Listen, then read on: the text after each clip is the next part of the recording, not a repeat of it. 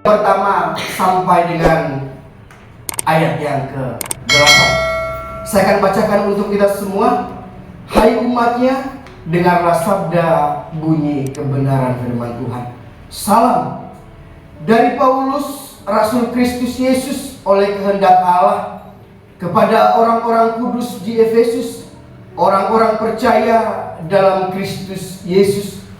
Kasih karunia dan damai sejahtera dari Allah Bapa kita dan dari Tuhan Yesus Kristus menyertai kamu. Terpujilah Allah dalam Bapa Tuhan kita Yesus Kristus, yang dalam Kristus telah mengaruniakan segalanya kepada kita, segala berkat rohani di dalam sorga. Sebab di dalam Dia Allah telah memilih kita sebelum dunia dijadikan, supaya kita kudus dan tak bercacat di hadapannya. Dalam kasih-Nya Ia telah menentukan kita dari semula oleh Yesus Kristus untuk menjadi anak-anaknya sesuai dengan kerelaan kehendak-Nya, supaya terpujilah kasih karunia-Nya yang mulia yang dikaruniakannya kepada kita di dalam Dia yang dikasihi-Nya. Sebab di dalam Dia dan oleh darah-Nya kita beroleh penebusan, yaitu pengampunan dosa menurut kekayaan kasih karunia-Nya yang dilimpahkannya kepada kita dalam segala hikmat dan pengertian. Bapak Ibu Saudaraku yang diberkati di dalam nama Tuhan Yesus Kristus, perjalanan yang sudah dikerjakan oleh Rasul Paulus membawa kita kepada sebuah pemahaman bahwa orang ataupun Kristus yang adalah Tuhan tidak pernah melihat seberapa jauhnya kita jatuh lari daripada panggilan Tuhan. Paulus di dalam perjalanan karir ataupun dia sebagai orang Yahudi yang memiliki kuasa, bahkan dia dalam ketekunannya dengan adat istiadatnya sangat membenci yang namanya orang-orang Kristen. Bahkan dia sengaja datang menghadap kepada raja dan meminta surat izin kuasa untuk boleh memusnahkan orang-orang Kristen pada waktu itu. Dan itu pun diizinkan oleh raja untuk dia boleh mengerjakan apa yang diinginkan di dalam hatinya. Tetapi Bapak Ibu Saudaraku yang terkasih di dalam nama Tuhan Yesus Kristus, perjalanan itu dia lakukan, tetapi tidak sejauh apa yang dia pikirkan. Namun ketika dia ingin melakukan apa yang dia kerjakan, justru Tuhan memperkenalkan dirinya kepada Paulus. Nah, oleh sebab itu Bapak Ibu Saudaraku yang terkasih di dalam nama Tuhan Yesus Kristus, seringkali mungkin kita selalu berpikir, Tuhan harus bagaimana lagi? Tuhan harus dengan cara apa lagi? Bahkan mungkin di tahun 2024 belum kelar apa yang mungkin sudah kita pikirkan dengan cara pemikiran kita yang lama. Bahkan mungkin dengan kata istilah kata, dengan tidak layak untuk datang kepada Tuhan. Tetapi di sini firman Tuhan mengatakan dari perjalanan kisah daripada Paulus, sepoprok-poproknya hidup daripada seseorang, bahwa dia Allah yang telah memanggil, bahwa dia juga Allah yang akan terus boleh memperlengkapi seluruh kehidupan kita.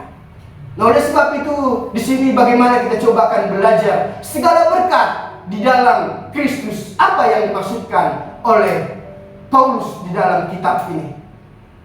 Paulus mengajak pembacanya untuk memuji Tuhan yang telah mengaruniakan segala berkat di dalam kehidupan orang percaya. Yaitu yang pertama adalah di mana kita mendapatkan segala berkat rohani di dalam Kristus. Ini menjadi sebuah pertanyaan, di mana kita mendapatkan segala berkat rohani di dalam Kristus.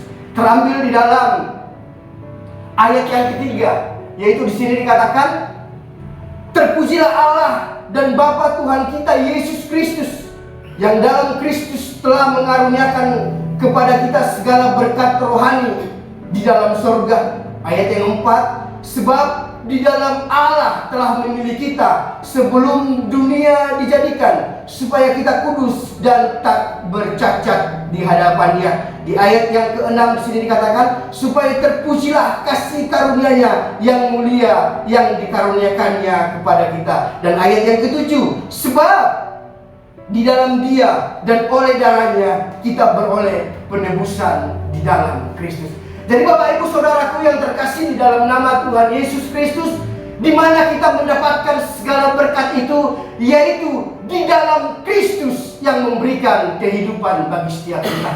Di dalam Allah yang mengaruniakan segala kelimpahan berkat daripada rohani itu di dalam kehidupan kita. Hari ini mungkin yang terus kita capai dan yang akan terus kita gaungkan di dalam hidup ini, mungkin kita coba berpikir dan selalu mengharapkan bagaimana kembali resolusi-resolusi yang akan kita gapai di tahun 2025 ini. Mungkin 2024 ada resolusi, namun belum juga terrealisasi di dalam kehidupan kita. Namun kita coba kembali untuk melangkah dan membuat list berbagai banyak hal yang kita taruh di dalam buku kita, pemikiran kita, bahkan hati kita, untuk kita lakukan apa yang akan kita lakukan dengan resolusi yang akan kita buat di tahun 2025 ini. Tapi saya ingin mau sampaikan kepada Bapak Ibu Saudaraku, sekali lagi berkat yang Tuhan nyatakan di dalam kerohanian kita atau di dalam Kristus, bahwa Tuhan sudah berikan bagi setiap kita. Seringkali jangan-jangan nantinya saat kita membuat sebuah resolusi yang akan kita kerjakan nantinya, bahkan yang akan kita lakukan nantinya, bahkan mungkin kita memperbaiki ibadah kita, doa kita, pelayanan kita, dan lain sebagainya. Seringkali itu nantinya malah terjebak di dalam hidup kita yang mengatakan, oh ini ya Tuhan, oleh karena saya yang melakukan ini, oleh karena saya berdoa puasa, oleh karena saya lebih ini, dan lain sebagainya, sehingga menggantikan berkat itu di dalam kehidupan kita. Nah, oleh sebab itu Bapak Ibu Saudaraku yang terkasih di dalam nama Tuhan Yesus Kristus, sekali lagi berkat kerohanian itu sudah dinyatakan di dalam Kristus yang memberikan kekuatan bagi setiap kita. Resolusi itu baik adanya, ya amin, dan kita akan lakukan itu, ya puji Tuhan. Tetapi jangan sampai resolusi pencapaian yang akan kita lakukan nantinya menggantikan Kristus yang sudah memberikan berkat kerohanian itu dalam seluruh kehidupan kita. Itulah yang dikatakan di sini, dikatakan di dalam ayat 3, 4, 6 dan ayat yang ke-7. Di dalam Kristus, di dalam Kristus, disitulah kita mendapatkan segala berkat daripada kerohanian itu. Lantas yang menjadi sebuah pertanyaan, kenapa Paulus begitu yakin bahwa dia mengatakan segala berkat? Apakah Paulus tidak mengingat perbuatan dia di masa lalu? Apakah Paulus tidak mengingat ada banyak korban yang sudah jatuh oleh karena tindakan dan perbuatan yang dia lakukan? Maka kembali lagi kita melihat keyakinan, ya inilah sebuah keyakinan seorang penginjil, bahkan seorang pelayan, bahkan seorang hamba Tuhan yang hidup di dalam kebenaran Kristus. Maka dia yakin bahwa Kristus yang berkuasa atas hidupnya. Yaitu di ayat yang pertama di situ dikatakan bahwa inilah sebuah keyakinan daripada Paulus, yaitu dikatakan di sini, dari Paulus Rasul Kristus Yesus oleh kehendak Allah kepada orang-orang kudus di Efesus, orang-orang percaya di dalam Yesus Kristus itu sendiri. Jadi Paulus memegang teguh bahwa orang yang ada di dalam Kristus, orang yang percaya kepada Kristus, akan memegang teguh akan janji Tuhan, bahwa tidak ada lagi sebuah penghakiman di dalam orang yang terus boleh berharap kepada Tuhan. Kita lihat di dalam Roma ayat 8 ayat yang pertama di sini dikatakan, demikianlah sekarang tidak ada penghukuman bagi mereka yang ada di dalam Kristus. Kalau Paulus tidak melihat ini, kalau Paulus tidak membaca ini, kalau Paulus tidak merenungkan itu, maka dia akan terus berlawanan dengan bayangannya. Maka Paulus akan berlawanan dengan apa yang dia lakukan di masa lalu. Maka dia akan stagnan dan dia tidak akan bergerak. Tapi oleh karena Paulus melihat bahwa di dalam Kristus tidak ada lagi yang namanya penghukuman, oleh karena berjalan di dalam terangnya Tuhan. Maka Bapak Ibu Saudaraku yang terkasih di dalam nama Tuhan Yesus Kristus, di dalam perjanjian baru yang kita lihat ini, ada 27 kitab. Setengah daripada perjanjian baru ini adalah tulisan daripada Rasul Paulus. Ada 13 kitab yang ditulis oleh Rasul Paulus, oleh karena dia melihat demikian sekarang tidak ada penghakiman bagi mereka yang ada di dalam Kristus. Bukan berarti kita semena-mena untuk melakukan dosa lagi. Atau itu juga Tuhan sudah melakukan tidak lagi penghukuman. Bukan begitu juga. Anugerah Tuhan itu bukan murahan, tetapi oleh karena kemurahan Tuhan bagi setiap kita. Sekali lagi, anugerah Tuhan itu bukan murahan diberikan bagi setiap kita, tetapi oleh karena kemurahan Kristus dinyatakan bagi seluruh kita. Itulah poinnya, bahwa kita mendapatkan berkat kasih karunia dan berkat segala rohani itu adalah di dalam Kristus. Yang kedua, apa saja yang dimaksudkan dengan segala berkat rohani? Yang terambil dari Efesus 1 ayat yang kelima. Di sini dikatakan, dalam kasih Ia telah menentukan kita dari semula oleh Yesus Kristus untuk menjadikan anak-anak-Dia sesuai dengan kerelaan hatinya, ya, kerelaan kehendaknya. Jadi apa saja yang dimaksudkan dengan segala berkat, yaitu bahwa saya dan saudara dijadikan sebagai anak-anak Tuhan, dijadikan sebagai anak-anak Allah yang sudah dipanggil daripada kegelapan itu sendiri. Bahwa Allah mengadopsi saya dan saudara, dijadikan kita menjadi ahli waris kekuatan dan kekudusan dinyatakan dalam seluruh kehidupan kita. Alkitab mengatakan, ketika manusia itu jatuh ke dalam dosa, maka manusia dengan Allah melakukan perseteruan, perlawanan. Tetapi oleh karena kasih dan berkat daripada Allah, maka kita dijadikan sebagai anak-anak Allah. Oleh sebab itu Bapak Ibu Saudaraku yang terkasih di dalam nama Tuhan Yesus Kristus, mungkin bukan saya yang sudah pernah mendengarkan apa yang menjadi perkataan daripada mantan presiden kita, yaitu Abdul Rahman Wahid, atau yang sering dikenal dengan Gus Dur, bahwa dia mengatakan demikian. Saya melihat di dalam kehidupan ini, di dalam kepercayaan ini, bahwa hanya orang-orang Kristenlah yang paling dekat kepada Tuhan. Mengapa dia mengatakan demikian? Karena orang Kristen memanggil Tuhannya adalah sebagai Bapa. Itulah perkataan. Bahkan orang yang tidak mengenal Kristus sekalipun, bahkan orang yang tidak sejalan dengan kita pun mengerti akan dekatnya orang Kristen kepada Bapaknya. Bahwa Tuhan memanggil kita, yaitu memanggil Dia sebagai Bapa. Tidak ada lagi tirai itu sudah terbelah dua. Semua orang dulunya ketika ingin datang menghadap kepada Tuhan harus melalui ini, harus melalui ini. Tetapi ketika Tuhan sudah menyelesaikannya bagi setiap kita, tidak ada lagi yang namanya kotak-kotak, tidak ada lagi tembok yang membatasi kita, oleh karena kita sendiri yang datang menghadap kepada Allah Bapa kita.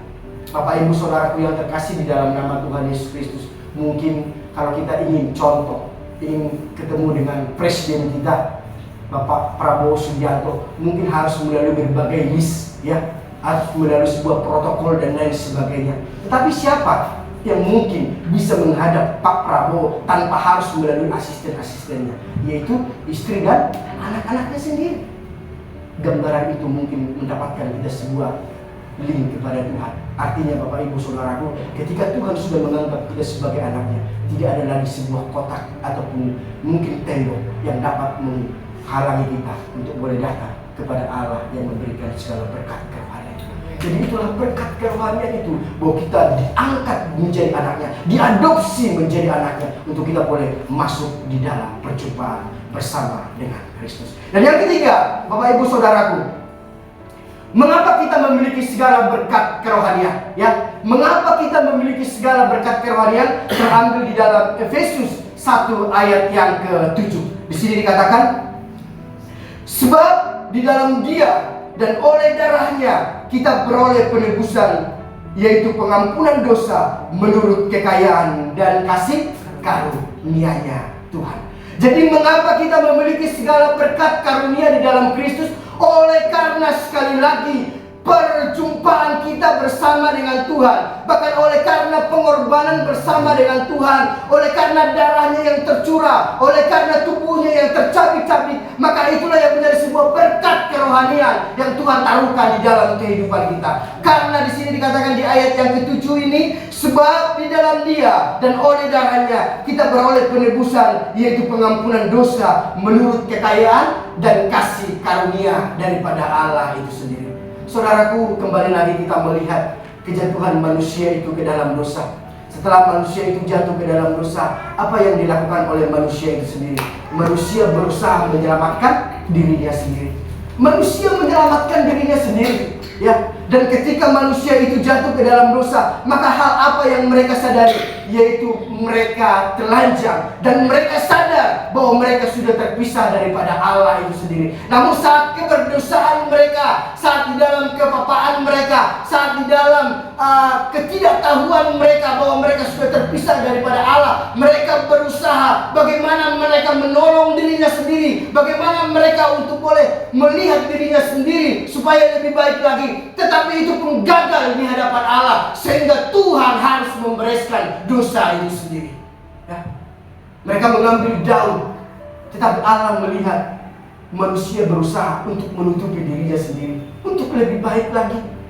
Tetapi Allah melihat bahwa itu pun belum pas, sehingga Allah melihat dan harus melakukan dan harus mengorbankan dan membuat baju ataupun untuk menutupi seluruh tubuh mereka dari kulit binatang itu sendiri. Artinya Bapak Ibu Saudaraku yang terkasih dalam nama Tuhan Yesus Kristus, seringkali mungkin kita di dalam ketidaktahuan kita atau mungkin di dalam keberdosaan kita, maka seringkali kita dengan cara kita sendiri, keegoan kita sendiri untuk menutupi segalanya untuk tidak terlihat oleh orang lain. Tapi itu pun salah di hadapan Tuhan. Hanya oleh karena penebusan, oleh karena darah Kristuslah, maka kita boleh layak di hadapan Tuhan. Darahnya, karena begitu jelas di sini dikatakan, sebab di dalam Dia dan oleh darahnya kita beroleh penebusan, yaitu pengampunan dosa menurut kekayaan dan kasih karunia daripada Allah itu sendiri. Kita memiliki segala berkat rohani karena kita menerima penebusan darah Kristus yang tercurah bagi saya dan saudara. Seringkali kita mendengarkan atau kita sering mengucapkan, terima kasih Tuhan, Kau sudah menebus dosa-dosaku. Bapak Ibu Saudaraku, pernah nggak? Atau saya coba, bukan berarti sok benar, tetapi saya coba ingin melihat lebih untuk meluruskan dengan mengatakan, saat mendengarkan sebuah ceramah, khotbah ataupun dan lain sebagainya kita dengarkan, seringkali kita mengatakan ataupun tanpa sadar kita sendiri mengatakan, Tuhan terima kasih Engkau sudah menyelamatkan ataupun menebus dosa-dosaku. Ya, bukankah seringkali kita mengatakan demikian? Terima kasih Tuhan Engkau sudah menyelamatkan aku dan sudah menebus dosa-dosaku. Saya pikir bukan salah, tapi mungkin perlu diluruskan. Ya, dosa itu ditanggungkan kepada Tuhan. Jadi seringkali kita akan mengatakan, Tuhan terima kasih Engkau sudah menebus dosa-dosaku. Sepertinya kelihatan benar ya. Ya, terima kasih Tuhan, aku bersyukur Engkau menebus dosa-dosaku. Iya. Tapi apa iya? Apa ya benar? Dosa itu ditanggungkan kepada Kristus. Yang ditebus adalah saya dan saudara. Hidup kita yang ditebus, bukan dosa yang ditebus, tetapi saya dan saudara yang ditebus daripada dosa itu. Bukan dosanya yang ditebus, dosanya itu ditanggungkan kepada Kristus, dan hidup saya dan saudara itulah yang ditebus oleh Kristus dari dosa itu sendiri.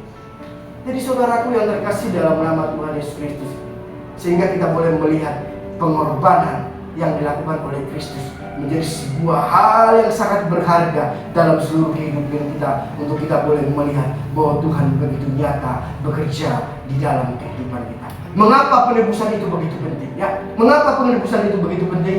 Yaitu terambil dari 1 Petrus 1 ayat 18 sampai ayat yang ke-19 di sini dikatakan, sebab kamu tahu bahwa kamu telah ditebus dari cara hidupmu yang sia-sia yang kamu warisi dari nenek moyangmu itu, bukan dengan barang yang panah, bukan dengan perak atau emas, melainkan dengan darah yang mahal, yaitu darah Kristus yang seperti darah anak domba Allah yang tak bernoda dan yang tak bercacat itu sendiri.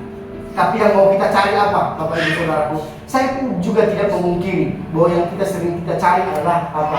Yaitu perak dan mungkin itulah yang menjadi sebuah pencapaian atau mungkin hal yang harus kita raih.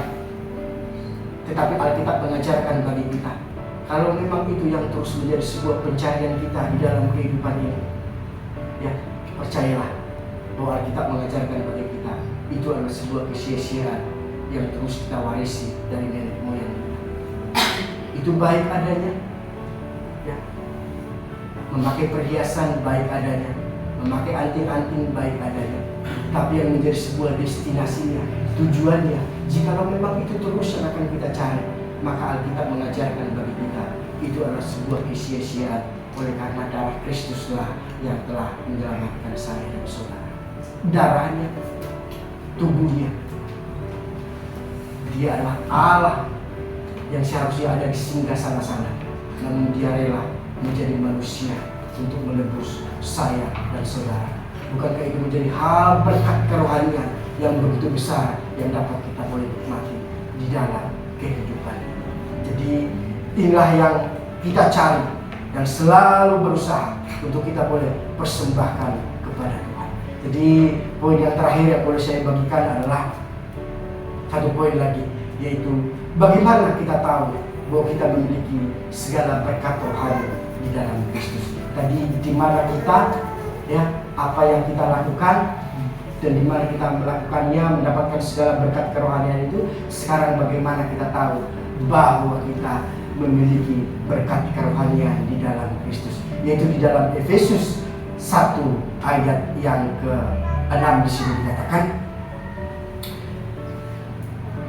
supaya terpujilah kasih karunia-Nya yang mulia yang dikaruniakannya kepada kita di dalam Dia yang dikasihinya. Jadi bagaimana kita tahu bahwa kita memiliki segala berkat, yaitu oleh karena kasih-Nya yang begitu besar di dalam kehidupan kita. Kasih Allah yang begitu mulia, kasih Allah yang begitu dalam, yang membawa kita masuk kembali perjumpaan bersama dengan Allah itu sendiri. Kasih yang terus menghubungkan kita kepada Tuhan, kasih yang terus boleh melekatkan persaudaraan, kasih yang terus menjadi sebuah hal yang dapat kita banggakan untuk kita boleh hidup di dalam perkenanan bersama dengan Tuhan.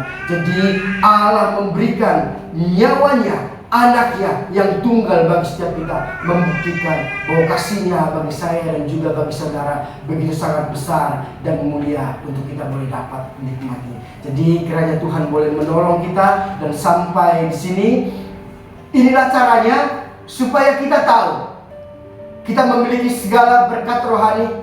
Saya dan saudara tidak hanya percaya akan kasih karunia di dalam pemikiran kita, tetapi itu mendarat di dalam hati kita, yaitu kasih karunia lebih mulia dan menjadi penting dan berharga bagi saya dan saudara, dan lebih daripada sebuah terobosan-terobosan, dan lebih daripada emas dan perak, dan lebih daripada segala sesuatu yang layak. Karena kasih karunia sangat personal, dan kasih karunia itu begitu sangat indah bagi saya dan saudara, dan menjadi mulia dan berharga, dan itu menangkap sebuah imajinasi bagi saya dan saudara untuk kita boleh melihat bahwa kasih itu memang sangat dalam Tuhan nyatakan bagi seluruh kehidupan kita.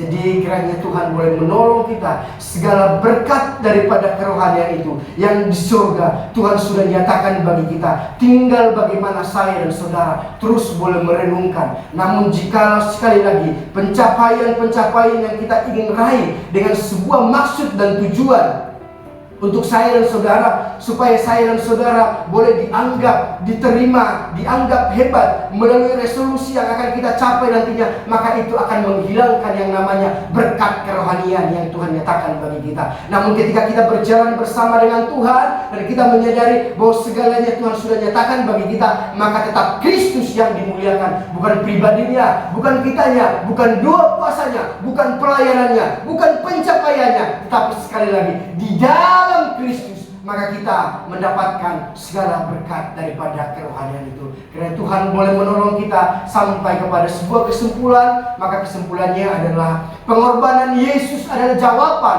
atas kebutuhan mendalam manusia akan penerimaan dan kasih yang sejati. Secara objektif kita diterima bukan karena perbuatan kita, tetapi oleh karena karya Kristus. Namun secara subjektif, pengalaman saya dan saudara akhirnya bisa melihat kasih yang selama ini saya cari. Saya dan saudara akhirnya bisa melihat nilai yang jauh lebih besar yang selama ini saya dan saudara dambakan. Dan nilai itu bukan yang ada di luar sana, namun di dalam hati kita, di mana Kristus sudah memberikannya bagi seluruh kehidupan kita.